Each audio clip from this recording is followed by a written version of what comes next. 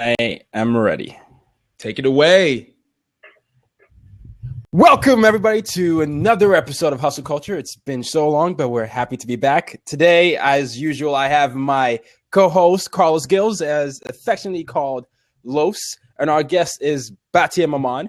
But as usual, I want to say we are thankful for everything you've done, all the support you've had. We've had tremendous spike in our traffic. You know, Carlos was just sharing the news with me. We're on the first page of BlogTalkRadio. We're on the first page of the new and noteworthy on iTunes, and we couldn't do that without you. So without further ado, I'm going to allow Mr. Los himself to talk and welcome you guys back.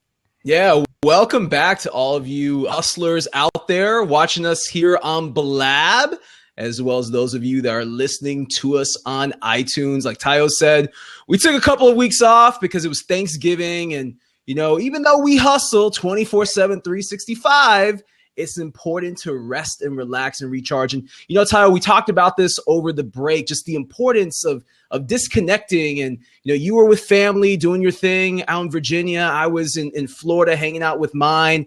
And I can tell you this episode, not only is it going to be amazing because we have a great guest joining us in Batya, but we're rested, we're energized, and it's not even the new year yet. So it's great to be back here with you, my man. And again, thank you, just a big thank you to the hustle culture community, because like Tayo said, we are on the one of the top podcasts on Apple iTunes right now in the new and noteworthy section, not only in the business category of podcasts, but overall. And we also just inked a partnership with BlogTalkRadio. So you got us on the homepage of Blog Talk, and it wouldn't happen without our loyal viewers. So thank you so much. And with that, welcome to Hustle Culture to our guest, Batya Maman.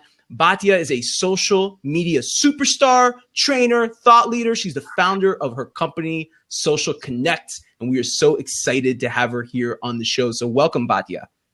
Thank you. Thank you for having me. Yeah. Batya is absolutely one of my favorite people in the world. I love her story. I love her passion. I love the energy she brings. Now, Batya, we're going to walk you through the process. So initially, what we like to do before we get into the interview is we like to go through our weekly grind. And, you know, Carlos and I would love you to share if you can. A weekly grind is basically what we did throughout the week to achieve goals. Even if we had failures, we talk about that as well. So since this has been 2 weeks since we were last on, we'll go through the 2 weeks, but we'll basically want to share our stories and, you know, stay true to the name of the show and talk about the hustle that we've had. And I'll kick it off and then I'll pass it off to you two. So like Carl said, it's been 2 weeks since we last talked, but a lot's been going on. You know, even though I was away, I knew that for UID Media, which is the company that I run, that focuses on creating content for cross-cultural leadership as well as diversity and millennials. I really wanted to put together a crowdfunding campaign to help raise awareness for a network of podcasts that I hope to build. So, I had my brother help me shoot the videos for that. And you can catch that. You can catch the Patreon campaign on www.patreon.com/UID. And then other than that, I was really, picking up meetings. I know it's the end of the year and it's very hard to get meetings. So I was trying to secure as many partnerships as I could in order to kick 2016 with a bang. I think many people always wait to the beginning of the year to have the New Year's resolution. So I really wanted to get all my 2016 plans out of the way before the mid-December rush hit. So, it was a lot of running around. I live in New York City and I was in Virginia for the break. So I try to make sure I got as many things done. But that was me, family time and a lot of creating content. What about you, Carlos? And Tayo, I'm posting the link to your Patreon here in the comments on Blab, and we'll also put it on the description here on iTunes as well for those of you that are listening to us. But why don't you just tell our listeners in the hustle culture community about the Patreon campaign and what exactly you're trying to do with UID Media? Well, it's my belief that everybody knows millennials are the largest generation in the world. Also, millennials are the most diverse generation. 1.8 out of 7 billion people in the world are millennials, and a lot of the content that's out there doesn't resonate with us. I feel like and we will tell you this. It's one dimensional. It's not representative of our culture, and so doing the year of doing this podcast as well as my other podcast is Told by Nomads, and raking up the views, I constantly got feedback from the audience telling me, hey, we want more. That interview you had, we wish you could dive into that more. So I basically want to create a whole network. Think of it like a media company or like a TV show. Right. Yes, and NBC. I want to create a whole network of content that's specifically focused on one. So one could focus on, for example, minorities in business. One could focus on millennials doing business, and one could focus on doing business across cultures. So I want to build a network that actually funds all this type of stuff. So I put together the video, try to have some fun with it. My brother and I created that, and then basically I'm raising awareness for the production, raising money for the production of that, as well as funds to boost the marketing. But that's the short version of that. So very cool. On to our guest, Batya. Tell us a little bit about what we call the weekly grind. So what have you been working on over the last week? What I figured out lately, and our friend Tayo know about it, is I need more time. So I try to buy more hours, and I just hire a new person this week to take away about 25 hours away from me, because I put a list of things that I need to do. It's the end of the year. We decided not to take any more clients for 2015. And I have so many things that I have to accomplish before the end of the year. So I start 2016 fresh, smart. I needed about 80 hours. So I give between 3 people that work for me the rest of the hours that I wanted to free for myself. And I was working with that person one-to-one. I was just renting a new place that I'm moving, a bigger house. And I think that's it. Just train that person to help me. I have a new personal assistant that I hired a couple weeks ago, and she started taking a lot of responsibility. And I just hired another person this week to take that 25 hours away. So I have more time to travel to New York City and to California and Miami, where I like to do business the most. And that's it. Just try to free more time. Man, I love it. It worked really well for me. So I did find a person who actually is really good, and it works. Delegating with a purpose. I love it. I love it. And we'll talk more about this during the interview. But before we dive into that, Carlos, why don't you tell us about your weekly grind as well? Yeah, absolutely. So I have, as those of you listening know, I work a full-time job, which keeps me very busy throughout the week. But, I also hustle and grind, through doing the podcast with Tayo on Hustle Culture. I have another podcast, which is Social 545. And outside that, I also speak at social media conferences. So this is that time of the year where 2016 starts to shape up. And I was recently invited to speak at Social Media Marketing World 2016, which is put on by Social Media Examiner. It's the largest social media conference, and it's going to take place next April in San Diego. So I'm really excited. I'll be a 2-time speaker at the event. Right before we went out in the air, we were talking with Batya. She's going to be there also. My man Tayo, we're going to get him out there as well. So it's just really exciting that we're sitting here in December, but I'm already looking forward to the year ahead. And that's one thing that we've talked about and we've been really consistent about here on Hustle Culture is you're constantly planning. You're constantly looking forward to the future. And as long as you're knocking on doors and planting seeds and watering those seeds, you're never going to be out of work. So that's what I've been working on. And just want to say thank you to the team at Social Media Examiner and Michael Stelzner for inviting me to come out to Social Media Marketing World next year. I really look forward to the opportunity. Likewise. Stelzner is amazing. Social media is amazing. And speaking of social media, we have the queen of social media here herself, Batya. Batya Maman, you had an interesting story before you got into the social media world. Why don't you tell us just what your story is? How did you get into the industry? How did you get started? How did it all begin for you? Okay, so you just mentioned Michael and Marie Smith were a very big part of my chapter. Because when I started with social media, I had no clue what is social media. I had to survive. And as I told Ty, or shared with him a long time ago, my story is I moved to America in 2003 with my ex-husband and 3 kids. We all Israeli. No one of us is American citizen. And I was doing business here for a couple of years with my ex-husband. And while I was divorcing, I lost my residency in the country. When I said lost residency in the country means I wasn't able to do anything anymore. But I was registered, I have Social Security, I have tax ID number, and I have everything I needed to have, but I was not able to really work or drive. So for very few months, I was a little shocked with the situation. It was really surprising to me. I didn't know it comes to me. It's just happened. And I had to find a way to make money from home and feed my 3 children because I never received child support or alimony. I was never interested in. I always believed that child support and alimony is a very low income. And I wanted to create my own things. And I always know every day until today, I think it was the smartest decision ever to do. And I'll share with you later on why was that. But so I said, you know what? I'm just going to take a few months and figure this out. I saved some money from Batya, Simply the Best, my previous company, which was a housekeeping and home organization. We move people in and out. We pack and unpack and really make beautiful houses. And I did more than 220 homes in Naples, Florida, in my previous business. And I work with a lot of realtors. And when I lost my residency, it was really shocking because I was very busy person. I have a couple employees and I had to let everything go. And the very first few months I was sitting at home and I remember just signing up for Facebook. I'm single, I'm not married anymore, I don't have a job, I can't drive. And I spent so many hours on Facebook. And one day I realized that I spent more than 6 hours a day on Facebook. And I said, oh my gosh, it's almost like a full-time job. I needed to find a way to convert Facebook into an income because I really start to get low with money and I have these 3 kids and, you know, lifestyle start to be like really hard and I couldn't buy anything I wanted to do anymore. And, you know, I have grown up kids. It's not like I have babies at home and they have a lot of needs. So I was thinking, what should I do? I didn't really speak English really well when I get started. I came to America, I didn't even know how to speak English, period. But, you know, even when if you know how Facebook brings memories every day?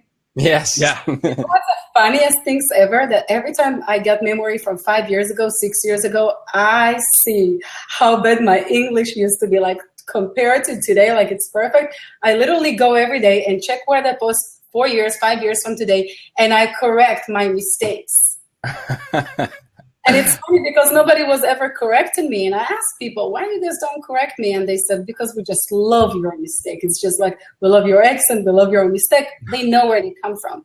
And a lot of people even today ask me why you don't really have somebody who go and correct all your spelling things on social media. Because I have, hey, listen, I was never in school here in America, so it is what it is. And people said, why don't you have somebody rewrite everything? And I said, you know what? If I write perfect English, people never going to believe it's me anyway.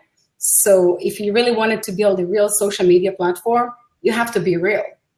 So if I speak with a little broken English and write like perfect English, people never going to believe it's me anyway. So it's either me or I hire somebody and have them becoming the social media superstar and I'm going to lose it. I want to continue doing what I'm doing. So anyway, back to my story is I was spending so many hours on Facebook and one day I said, I have an idea and I'm going to bring that idea alive. And I called a few nonprofit organizations and I said, I know social media and I'm willing to manage your social media for free if you just give me this opportunity. And, you know, I started to do their social media, Facebook, and a couple months after I started with Twitter.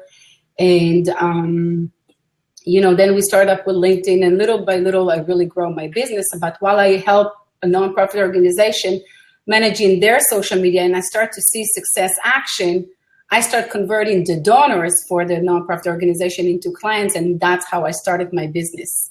Now, I used to go there and said, oh, we saw this event here and we saw this event there and we saw on Facebook and we saw on social media. And I used to go to event, take pictures like I do today. I never stopped doing it and post and tag all the people around me. And I just become the star of my community.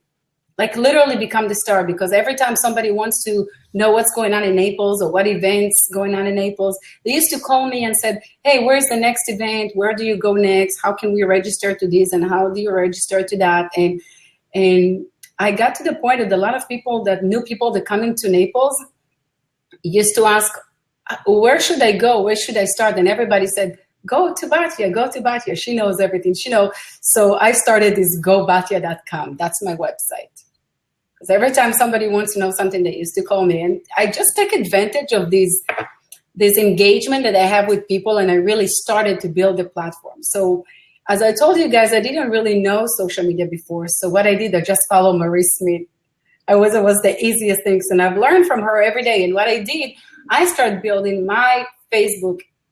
I still don't see people working on Facebook the way I work today days, believe it or not, almost 10 years after.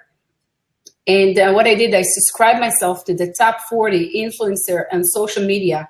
And I never even really followed them. I just let them remind me every day what they do, because I subscribe to all their posts, all their activity, and everything they're doing. So I subscribe to 40 different people in social media who think completely different than each other. And I take a little bit from everybody and I create my own. And, little by little, I had more nonprofit organization, more clients. And, Naples, I don't know how much you guys know about Naples, Florida, but Naples is a very small town.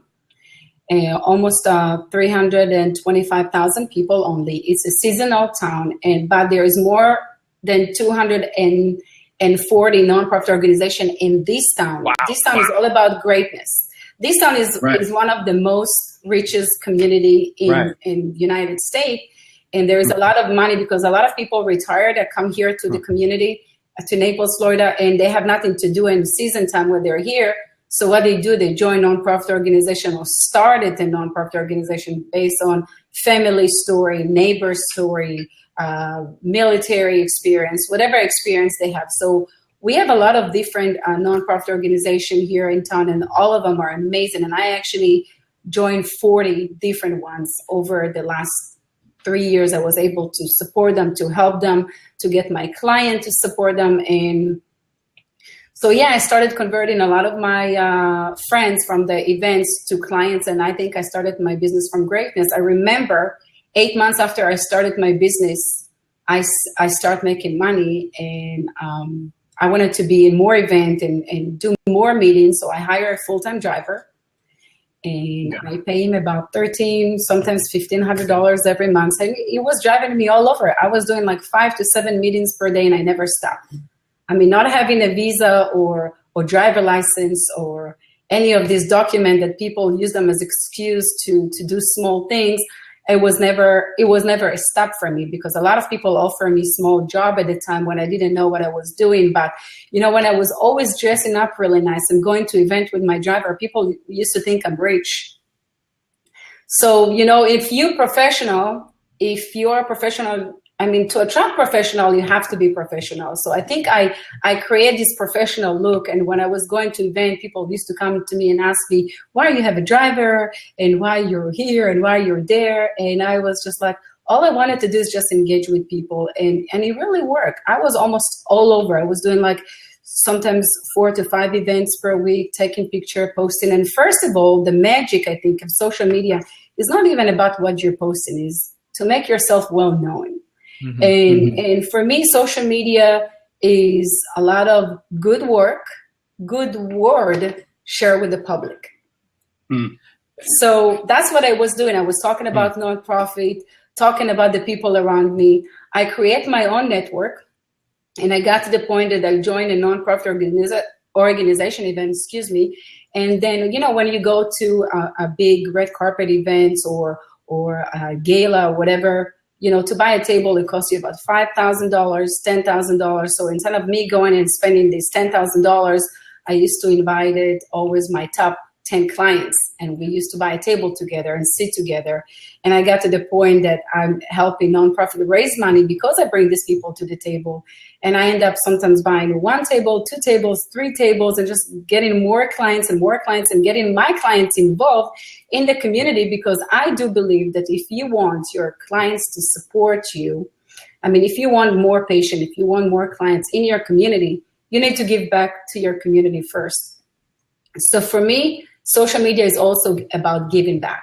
More you give, more you get, because I work with a lot of dentists, you both know that, and I always tell them, why should I pick one dentist here in town when next door dentist is a better person, is giving back to the community, he support the community, he cares about children, he gives free work to people in needs or whatever. So, there's a lot of great dentists, but what is great dentist? I mean, what about greatness? What about giving back? What about doing? And I got my clients to get really involved with the community. So when people search for them and see they are just more than dentists, they're in this event and they're supporting this community and they're supported this organization, people think that you're a lot more than just a dentist. You're a good person. And that's the way to do business. You mentioned the dental in Batya. Sorry. Yeah. I lost you. Yeah. There's a little bit of a echo. So you mentioned the dentist industry, and it's interesting because you've really made that your niche. And a lot of social media thought leaders and trainers and speakers, they're looking at the broader picture. They're going to conferences where they're speaking to marketers and to a broad audience. But you've said, you know what, I'm going to be different from the rest. I'm going to be more distinguished, if you will. And I'm going to really look at an industry and I'm going to disrupt it by teaching them about social media. Because let's face it, your average dentist is not utilizing Twitter or Facebook, right? They are working on the patients that they serve. So talk to us about how focusing on an industry, really focusing on a niche has helped you in your profession stand out from all other social media leaders. So here's what I found out. A year and a half ago, I partnered with a guy in Clearwater. It's a management system for a dental practice only. They don't accept any other clients but dentists. So he got me to speak in his event a couple times. We partner, we put a pilot together and help few dentists. So I did get about 12 clients working with him. And what happened when I started working with them, I really see the need for dentists because it's funny, I had about, I would say 300 clients over the 4 years. And no one of my clients has the same problems. But when I work with 12 dentists, all of them has the same problems. No one of them was different than the other. And when you go to Google and search for a dentist, or you go to Google Plus, a Google page, or Google My Business, you see so many different pages under this name. So, for me as a follower, let's say I go and follow Dr. Rocha, my friend, and then you go to Google and find Dr. Rocha 10 times. How do you know which page you follow? So what's the difference between me and other company who manage social media, and there is so many out there, and they ask you, give me the login for your Google page, Twitter, Facebook, Pinterest, and Instagram, and we're going to be going and post for you. So, it's not even about posting because, people said, I have social media and I post every day. And my answer is really simple. I said, everybody can post, but not everybody has a system. I build a system. And working with a dentist actually sharp my system in. I got to the point that I really hold it in my hand right now. And I'm about to really go big in 2016 with my system. And how can you build a social media platform for dentists without them doing much? Today, I have a system that with 6 or 8 minutes per day, a dentist is able to do a full social media platform work and really be everywhere using their mini device that I built for them, 2 minutes, 3 to 5 times a day. And they have it all done. Literally, they're all over. But the problem that I found that is the previous companies that used to work for them, they just go and post and post and post. And I call them the poster because they didn't build their social media. They post in the social media, right? They literally act like they're a poster. All my job is to go to your platform and post for you. Because social media is not about posting, it's about building community, especially when you have a local business, like when you're a dentist. You don't want people in New York to like you when you have practice in Naples, Florida. So a lot of people said, I have 600 likes. And I said, don't show me your likes, show me your money. How many of those likes you actually converted into income? How many people that likes your Facebook page actually leave 20 miles around from you? Because I'm not going to be driving 30, 40 miles to see a dentist. I need a dentist in my neighborhood.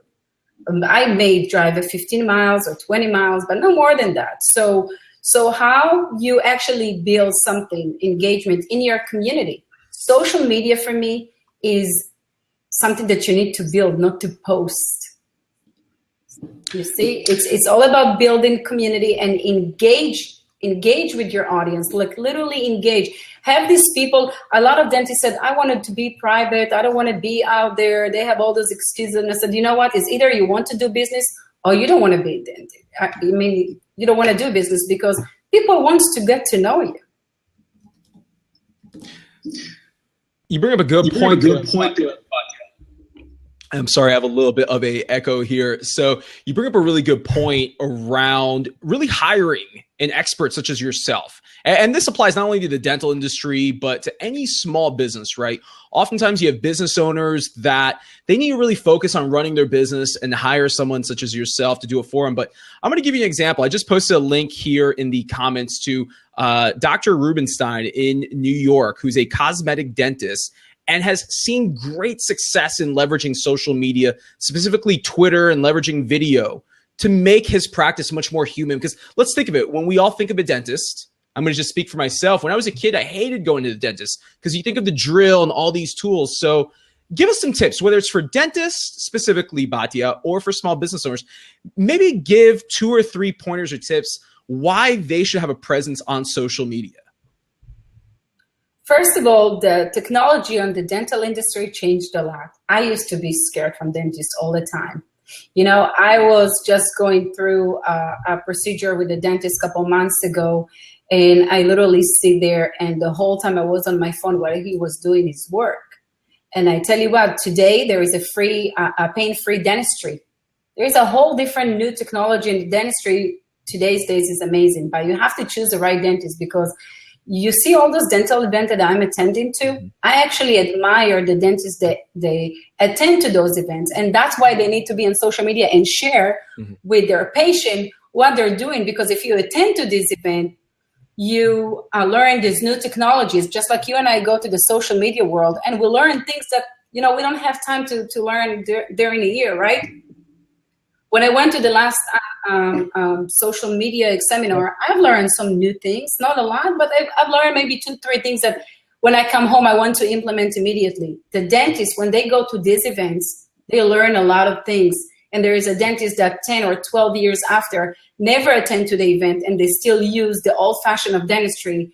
And that's why patient in pain, inflammations, whatever bruises, all those different, and I see the different, and I actually know some dentists who I would never wanted to take as a client. I'm very selective about the clients that I'm working with. So, you know, there is I don't want to mention name and advertise in other companies, but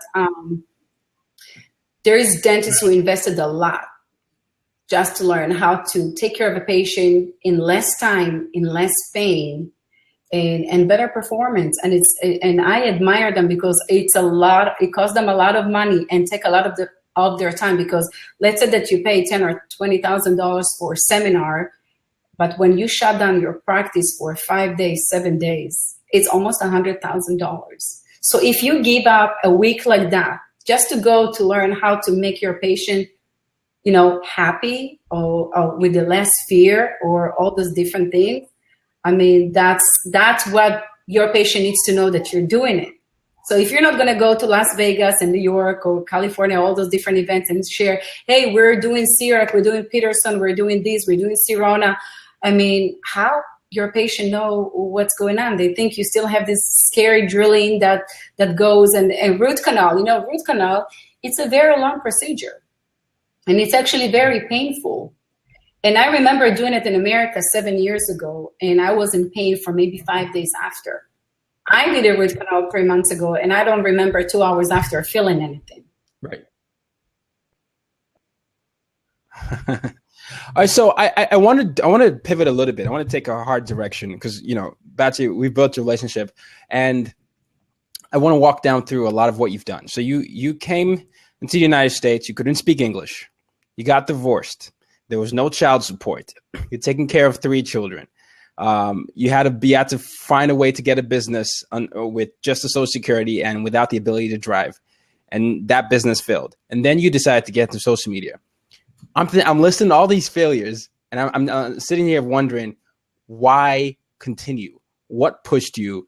What drove you? What made you decide to do something that other people would give up after, you know, experiencing that? I easily mentioned 5 failures. So why did you continue Wow. to push forward? Great question. I don't know. It's a really powerful question. The reason that I wanted to continue doing, I have a lot of days that I didn't want to continue. If we're honest here, I have a lot of days that said, you know what, I'm giving up. I don't want to do it. And then, looking at my 3 children, and I love them so much, I said in the beginning, I'm only going to do that for them. I'm only going to do that for them. And then, I was never afraid to try different things. But, when I see how many people I help to, and when I see things that they're happening and like full cycle of action that end up actually really, really good, every time something worked, I just wanted to do more of it. I did not mention that in December 23rd, this year, 2015, it will be 2 years of me getting back my visa. And, I get it out of the blue. It cost me a lot of money, a lot of time, a lot of pain, but it was worth fighting. I knew I deserved that, because when I've been asked why we should give you the visa back, I didn't say because I want it or because I need it. I knew I deserved it. And I could even prove it. I was completely deserving it because I was working hard. I never steal money. I pay taxes. Even when I was illegal in the country for 3 years, I pay my taxes because I have tax ID and I take advantage of it. And when I asked why I pay tax, and I said, if you wanted to be part of this country, you have to do things that this country requires.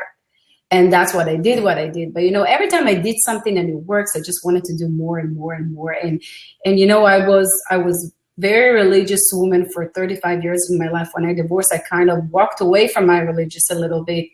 And exactly when I actually give up on God, he did not give up on me. I don't know if we're allowed to talk about God or not, but yeah, absolutely. You talk about whatever you want. I was literally doing everything that I've never did before in my life. I was never drinking alcohol before I was 35 years old. I was never going in a nightclub. I was never going and like dressing up like really little sexy little this and that, whatever. And I turned 35 and I did all the things that I've never did in my life. And I felt like I turned my back to God, and God actually showed me his greatness. Even when I was sinning and I wasn't doing things right. And, one day, I'll share with you a story. One day I got a letter from Countrywide Bank, says that they're going to foreclose on my house. And my ex-husband and I lived in. And I didn't do anything about it, like literally left it alone. And a lot of my friends used to say, Batya, why don't you pack your house? You have only 30 days living in this house. So you should start get ready. You should start like finding the place or whatever. And I'm like, no, I'm a very organized person. I have a company for 8 years called Simply the Best. I know my things. I don't need to pack 30 days in advance because I'm only going to be overwhelmed or whatever. So 10 days before, my best friend, Sonia, she said, why don't you start packing? And I said, I don't need to pack 10 days before. All I need to do is just a couple days before. She said, you're crazy. Well, 5 days before, I'm thinking, should I pack? I shouldn't pack. And there is a guy come to my door and said, are you Miss Maman? I say, yeah. He said, this is a letter from Countrywide. Bank of America bought them. So that means I have another year in my house. And I didn't have to leave. And that was for me a sign. I said, you know what? God loves me and he wants me to continue and he wants me to fix myself. So I'm just going to take advantage of this next year and I'm going to take care of myself. So what I did, I really left everything. I took my 3 kids and dropped them in my ex-husband's house and said, we don't pay child support or alimony and all those different things. I needed to fix myself. I needed to do something. And it was the very first time in my life. I was 37. I'm 42 today. It was the very first time of my life that I was not with my children. I go to New York for 30 days. I bought a one-way ticket and I just buy myself some life coaching. And I said, you know what? If I don't have to pay rent for a year, I better go and invest in myself. So I went and I did all different life coaching at the Donald Trump building or whatever. And 30 days after, I come back like a whole different person. I knew what I wanted to do. I knew how I'm going to structure my business. I took a lot of responsibility. I hired my driver and I really start going really big with my business. And I think 11 months after, 11 months or 13 months, I don't remember. It was not a year. It was less than, I think it was months, less than a year or whatever. I got another letter from Bank of America. They said you have 24 hours to leave your house. Wow. And that was, you know, and then I looked at the letter and it didn't even like shake me. Like a year before I was like, oh my gosh, what I'm going to do. But this time I didn't even care. I really didn't care because I was stronger. I was smarter. I was ready. God never give us more than we can carry. So when I was like destroyed, he did the transaction between Countrywide to Bank of America. Now that I'm strong, he said, you know what? You're strong enough. Now it's time for you to let go. And the last things that hold between you and your ex-husband, just let it go and start all over. So I'm putting a message on Facebook and I tell all my friends, I needed to put all my house in storage. I have 24 hours because the bank is coming and put lock on your door. There is no way you can go back there and take anything. So I remember all night I'm packing my stuff and at 7 o'clock in the morning, the guys come in with the lock and wanted to shut the door. And I get this phone call from a client of mine from Batya, Simply the Best company. And he said that they have some things going on at the house. And I needed to go and see that whatever is going on there. So I said, I'm so sorry, I can't right now. I just finished my house. I haven't slept all night. The bank just took my house. And he said, where are you going? And I said, I am not sure. My kids were at my ex-husband's house. And I was thinking maybe I should just go to a hotel. And he's like, do you have a key from my house? I said, yes. I said, why don't you go and stay in my house for 8 or 9 months, whatever, because they live in Naples just and Bonita just for a season, 4 months a year. They live in Ohio and they used to be my clients for 8 years. And I was literally homeless to live 9 months in a $2 million home. Believe it or not. So when I end up going to such a house, I was thinking, don't tell me that God is not here for me. I did not even request a house. I didn't ask for help. I didn't ask for anything. It's just come to me. And then I knew I do the right things. And I said, you know what? God gave me everything I want. I should just continue to do things right and just continue with his greatness, because I started my business with greatness, and greatness come to you is just the way the universe works. Right. No, I love your response to that. And then the reason I wanted to share that story is because I think it's so powerful. You know, the many things you can pull out from there. You can pull out faith. You can pull out the fortitude to go through. You can pull out humility to go back to your ex-husband and, you know, and drop your children, and then self-awareness to actually go to New York, a one-way trip, and really work on yourself. And staying with working on yourself, you know, you've got several generations of millennials and older people who always dream about starting a business. But, you know, a lot of what you hear this Batya every day is, oh, I'm afraid, I'm not secure, I'm not going to do this.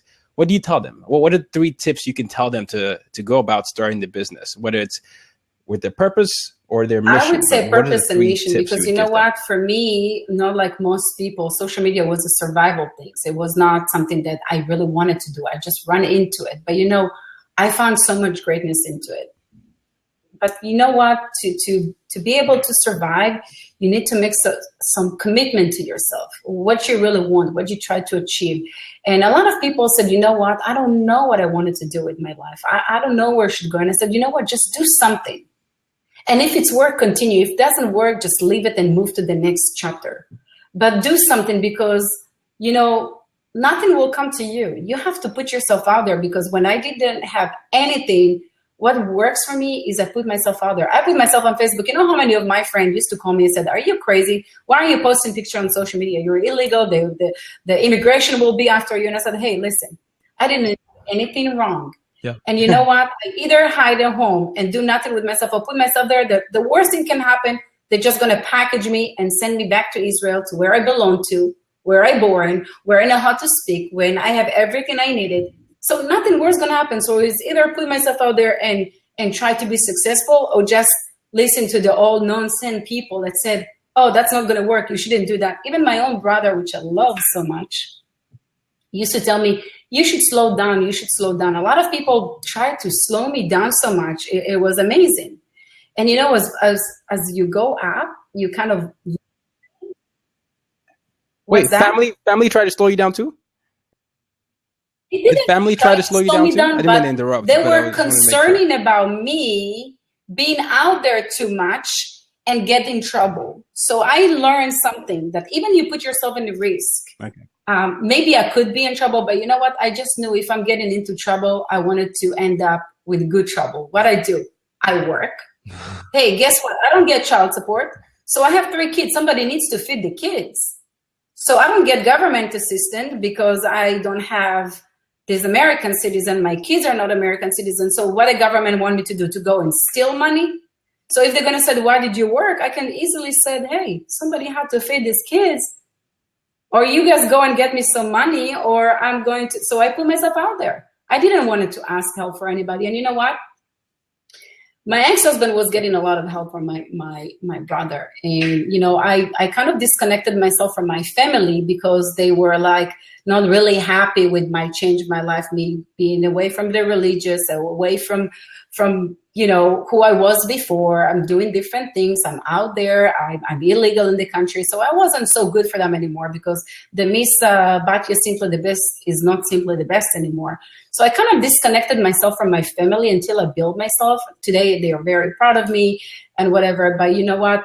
One day I told my brother, after 3.5 years that I haven't talked to him, I said, you know, I just hugged him and I said, thank you for not helping me, because I don't know if I was here today if you were helping me. Can you imagine if it was giving me money for rent, you know, or helping me with my driver? Mm-hmm. I would not feel the way I feel today, because the way I feel today is sometimes people will think I'm a little cocky or a little braggy or whatever, but you know what?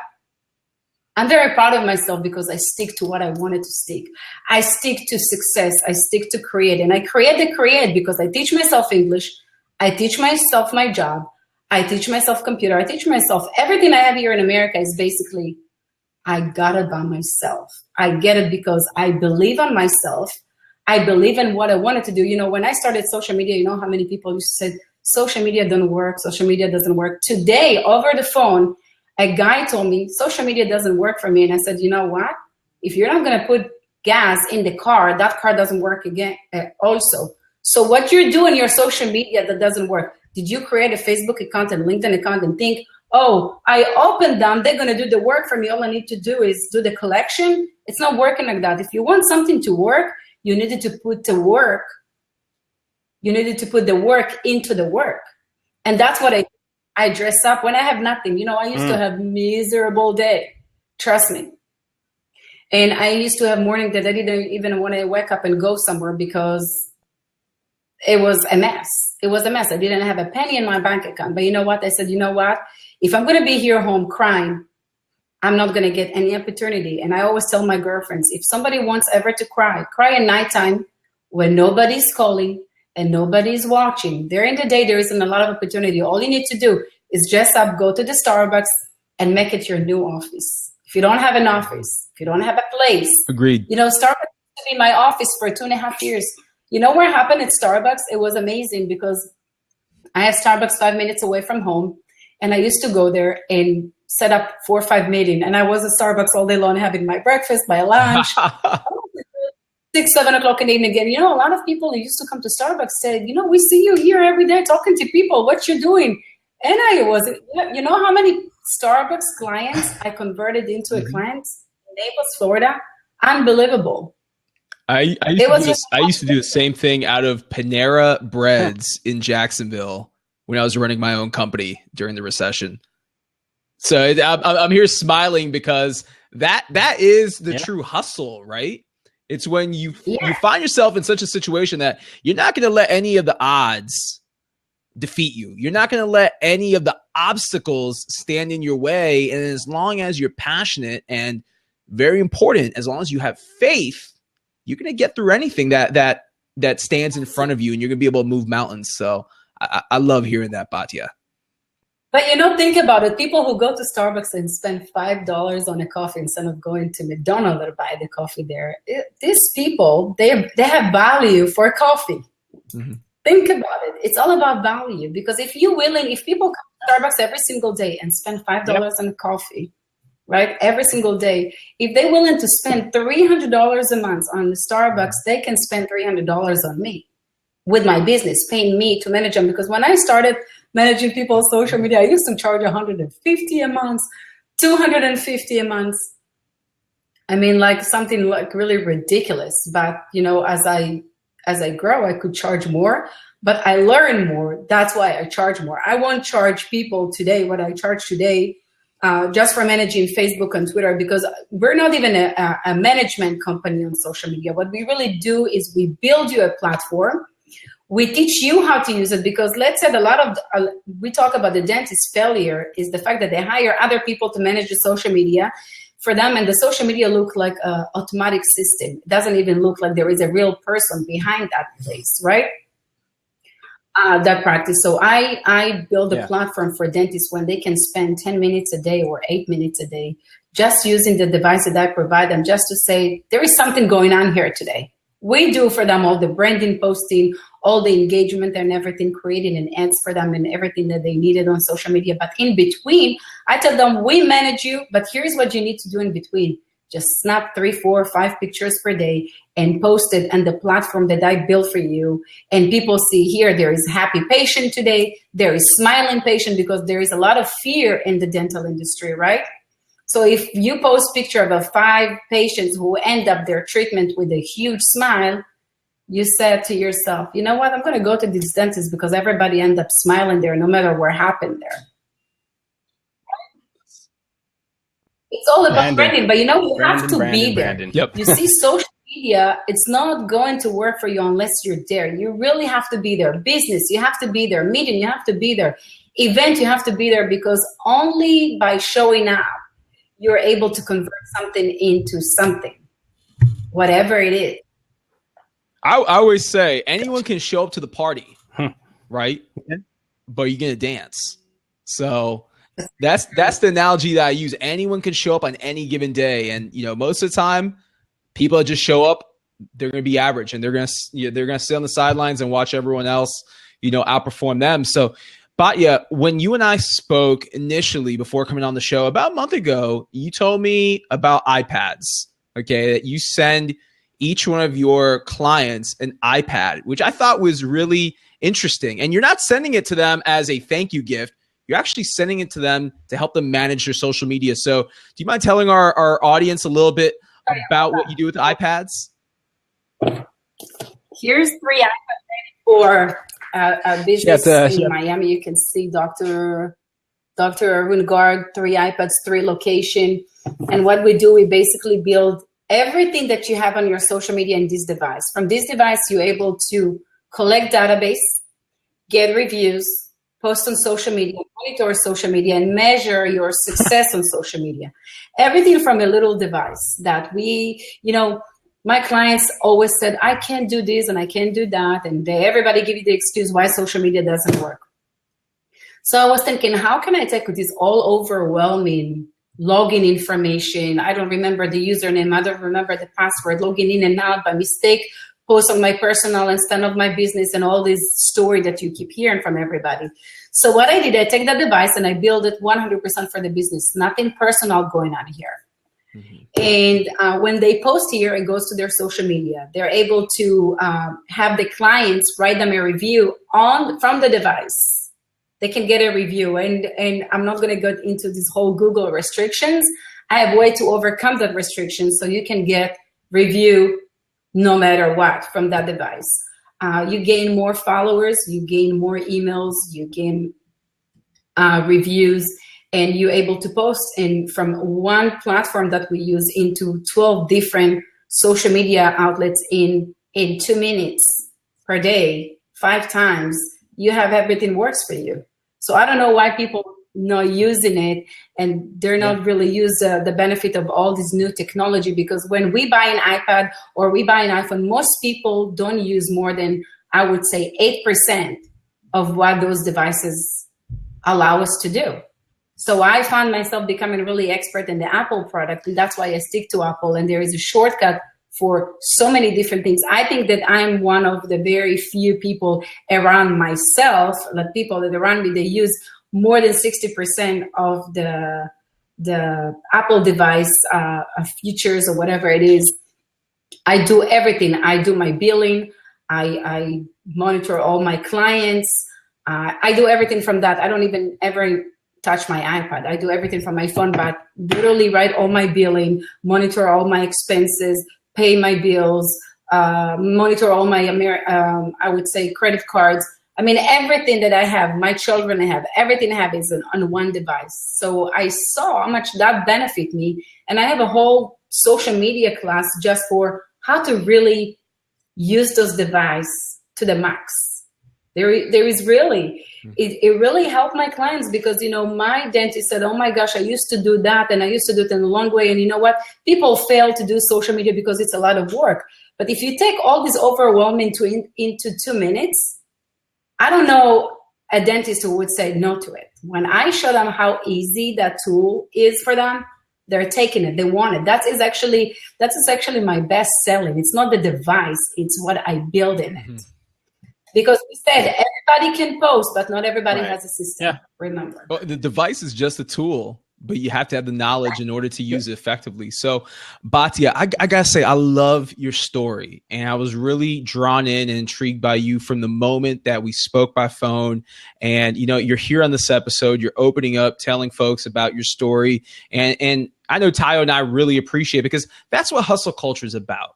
And that's why we bring guests like you into the seat, so you can really open up and make a connection with others. And we've all been there before where we're going through the climb, we're going through the struggle, and we want to give up. You know, heck, I was there many years ago, sitting in a dark room in my house in Jacksonville, wanting to give up because I wasn't making money. And as soon as I decided, you know what, I'm not going to give up, a sign would come, and it would be a new client, something, some mystical occurrence, you know, I attribute to God as well, you know, but some event would happen.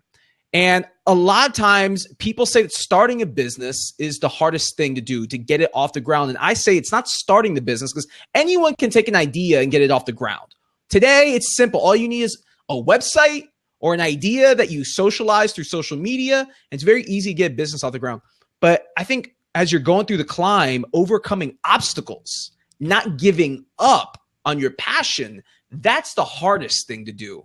So you talked about yourself coming from Israel, going through a divorce, not having papers, and still overcoming that. So for someone out there listening to this right now who's thinking about giving up on their passion or giving up on their business, speak to them. What advice do you give him or her?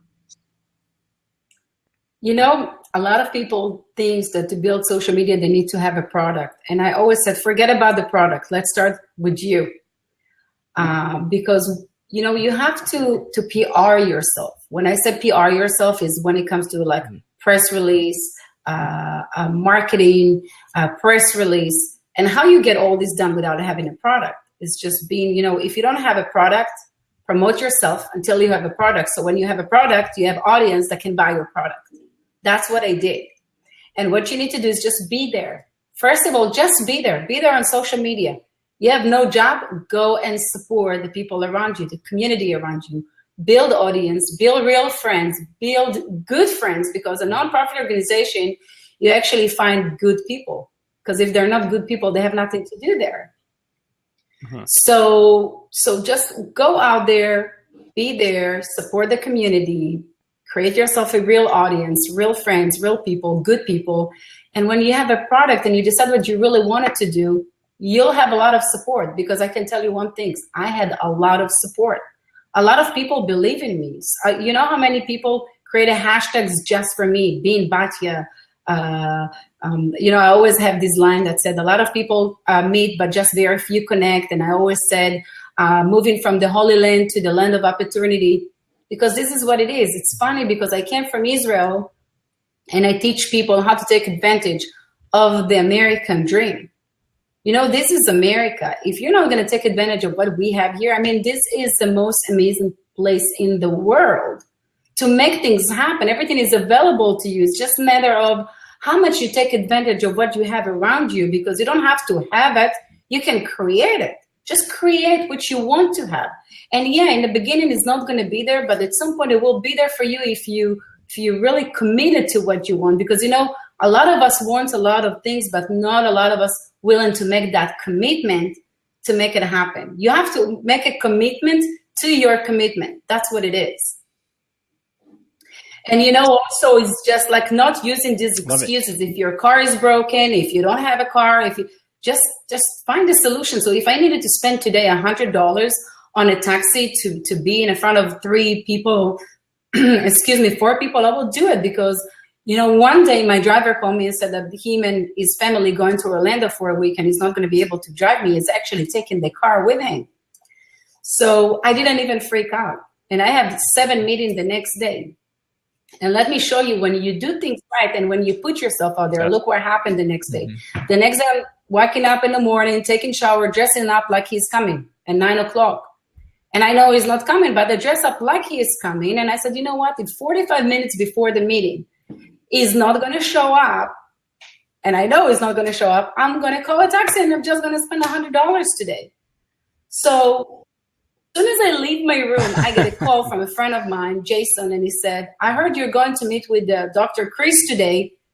Would you like to take a ride with me? And I said, sure. I didn't even have to cry and said, my driver left. I don't have a way to get to the meeting or whatever. Then you know what? We finished the meeting there. He sell medical devices to that doctor. He sell what he needs to sell. We come back to Naples. And he dropped me on my next meeting. And my next meeting dropped me off on my next meeting. And I end up doing all this meeting. One of my clients dropped me on the next meeting. And I come home and I said to myself, I was laying in bed and I remember literally asking myself, how that even happened? And I did not spend a penny today on a taxi. You know what? It's my intention. I wanted to make that day happen so much. I was willing to spend the money. And literally I didn't have to spend the money. It's because my intention was to meet the people, not to worry about how much it's going to cost me today, because I saw the value of meeting 4 or 5 clients a day and coming home with $7,000.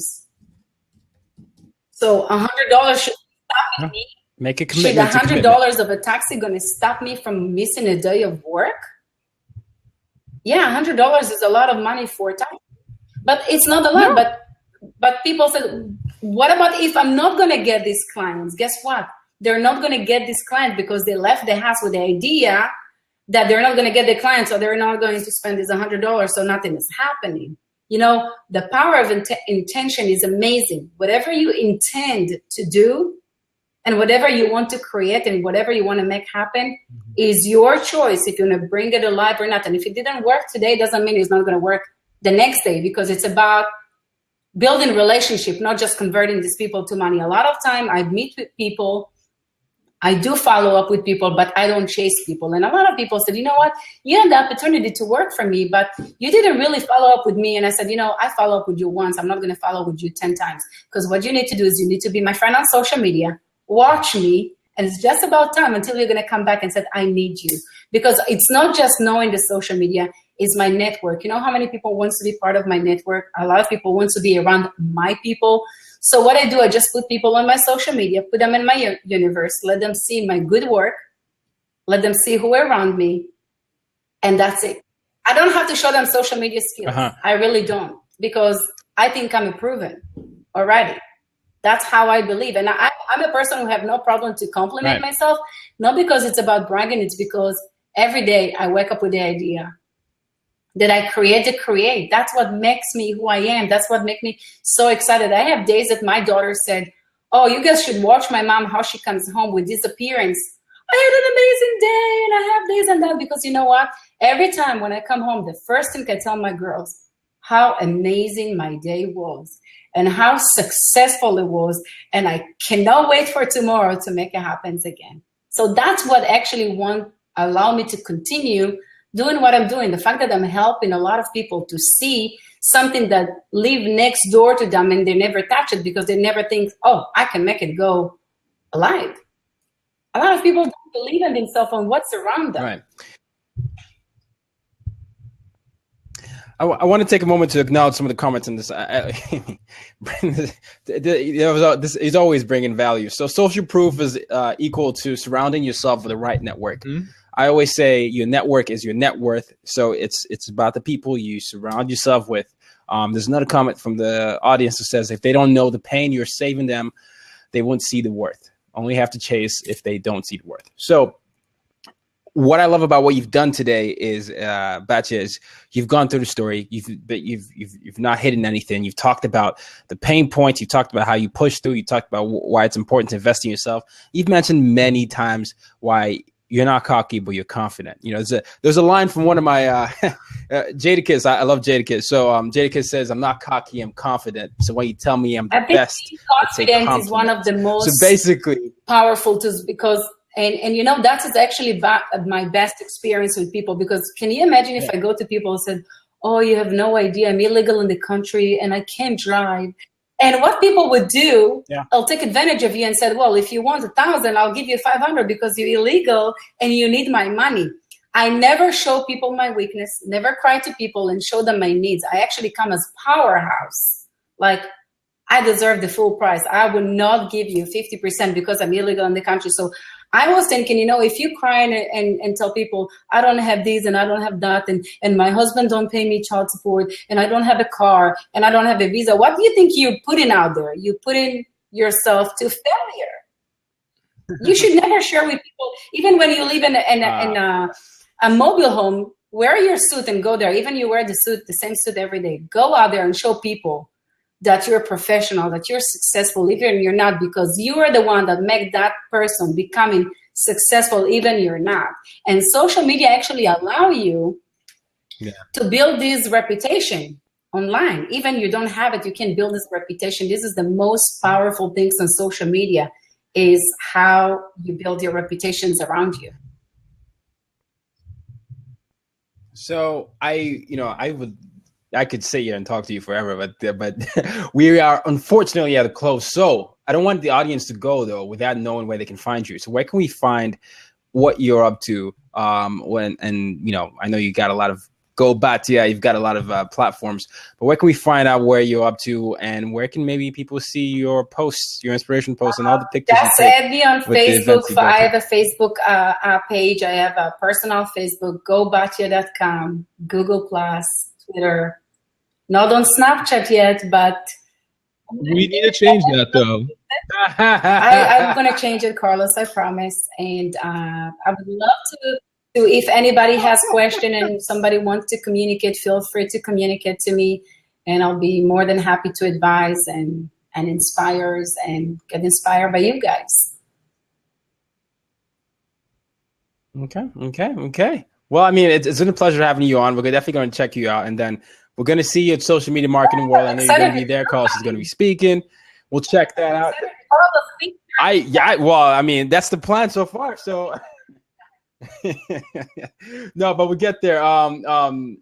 Before we get into the Hustler Spotlight, just say 30 seconds why someone should follow you. 30 seconds why someone should follow you and why they need your service. You know, I don't even want it to try to sell my services to anybody. I just want people to follow and see how they can create something out of nothing. It's just about being there. Just, you know, if you go into my social media, I don't sell anything. I just show up. That's it. Just show up. That's all I have to do. Okay. All right. Well, with that, we conclude the interview. But Carlos, before we completely end, we have to do a Hustler Spotlight. And I know Batya probably has someone she wants to spotlight, but let me start with mine, so you don't steal it. No. Yeah, it does happen. We tend to have the same guys. So the person I'm spotlighting this week is Steph Curry with the shot, boy. But he's actually playing right now with against the Indiana Pacers. They're going for 23 in a row. But I remember when he first came into the league, I used to watch him at Davidson. And he was this little kid that wasn't recruited from, I went to school with his younger brother, Seth. And he was this, Steph was this little kid that wasn't recruited by the big schools. He was this young guy that was shooting guard, then point guard. And all of a sudden he gets drafted number 10. He has ankle issues. And people are like, man, this guy's got glass ankles. I don't know if he can last. And then fast forward to last year, he ascends. You know, he takes this monumental leap. He gets the MVP. They win the trophy. And he continues that this year and elevates another level. And now I'm getting a lot of love right here because you understand. Now they're going for 23 in a row. And I just think it's a testament to hard work, staying consistent, saying no to the haters, and and just keeping the process, staying true to the process. A guy that's 6'3" is dominating a league that's filled with 6'7" and 0 over people. So I just want to give him his props. He's killing it in the game. And you all know I'm a big sports fan. So that is my Well, now we know what the spotlight, key to engagement here on Blab is. If you just mention Steph Curry and talk about him for 2 minutes, you'll get props. So forget about winning an NBA championship, but if Drake mentions you in the lyrics to his music, you've officially made it in life, my friend. True. So before I get into my Chef Curry, before I get mine, Tim McVeigh here is saying, watch Will Smith, Pursuit of Happiness. I want to call that out because that movie had such an impact on my life and in my career when I was at a moment of my life where, I thought about giving up, and I saw that movie and the scene where Will Smith is in the subway bathroom with his son was the moment where I made the decision, you know what, I will be damned if that is me. And I was actually watching the movie with my son at the time, clutching him. He was about 3 or 4 years old. So, thanks for calling that out, Nick or Tim. That is a great movie to watch, Pursuit of Happiness. So I actually have 2 hustlers for this week since we were off air for a week. And Tayo, I'm going to stay on the sports theme in the NBA. And one of my hustlers of the week is Kobe Bryant. So Kobe Bryant is announced or has announced his retirement from the NBA effective at the end of this season. After 20 years, Kobe is hanging it up, and there's been a lot of debates over the years. Where does Kobe rank as one of the greats of all time? And I will say that Kobe is right behind Michael Jordan. He's the closest to Jordan. Like number 2? Number 2. What? With LeBron James trailing behind him. I think for the position that he plays at guard, okay, and for what he's meant to the game, he's the closest to Jordan, okay. And I think you got some disagreements, so I'll let you rebuttal. But Kobe said number 2 all time, though. Yeah, number 2 all time. Won 5 rings, okay, multiple time All-Star and MVP. Kobe Bryant is one of my hustlers of the week. And my second, looks like we need to debate this offline, Tayo. Yeah, offline, man, because I don't agree at all. Offline, but yeah. My second hustler of the week is actually a very close friend of mine who I want to bring here on the show. His name is Nick Haas. Nick is a entrepreneur and startup founder of a startup called Loot, which is an app that you can find on the App Store. Nick works with brands through his startup to incentivize sharing, but I'm actually giving Nick props for a side business called Startup Drugs that he started a few months ago through Shopify. And basically what Startup Drugs offers are t-shirts that have sayings related to startups and the social and tech industry. Check out the website, startupdrugs.com. And this man told me that him and his business partner have recently turned what, again, started as a side hustle into a 6-figure earning business. So we're going to bring him on the show here very soon. Nick Haas, his Twitter handle is Nick@Loot. I got to salute any young man like Nick that finds a way to generate a 6-figure earning selling t-shirts through Shopify when a lot of us here, we're hustling, just trying to figure it out. So salute to Nick. Salute to Nick. And Batya, we're going to close out with you. Maybe you have someone you want to highlight this week. I really wanted to highlight a friend of all of us, Louis House, for bestseller this week. I think this guy really made a huge impact in a very short time. And I'm very proud of him. I'm happy for him. And I hope when I grow up, I'm going to be Louis House. Now, Louis House I saw was, I know he was bestseller of the week, and then he was actually bestseller of the month recently, number 2 business. So big accomplishment. The second business bestseller. So that was amazing. In a very short time, it's just like I saw how he was hustling the last 60 days and making it happen. And, success is painful sometimes. It's not so easy. It's a lot of work, no sleep, no eat. But you know what? you make things happen, and that's it. You know, I often wonder what's more painful, the climb of becoming successful or when you're successful and people want your head? Think about that. I would never. I don't know. Never trade. I think the painful when you get hurt and you create something, it goes and you don't even have memories over it. You know, I can tell you all the bad days that I used to have. I just can share it to you as a story. I don't even feel it anymore because, you know, there is a saying when it's cold outside for other, you don't feel it when you sit in a warm house. You can have an idea how cold it is, but you're never going to really remember it. It's never going to happen. And you know what? A lot of people just give up on their dream and give up on themselves. And we should never do that. Just keep moving, no matter what. Yeah. No, I know. I definitely agree with that. And I think this is another powerful interview. I think you can be successful in many ways. Sometimes it's for coming to your head. Sometimes it's not for people coming at your head. But once more, before we leave, I just want to remind everyone in every part of the world that you should continue to use your difference to make a difference. Until next week, it's bye for me, and talk to you soon. Peace. Bye, guys. Thank you. That was it.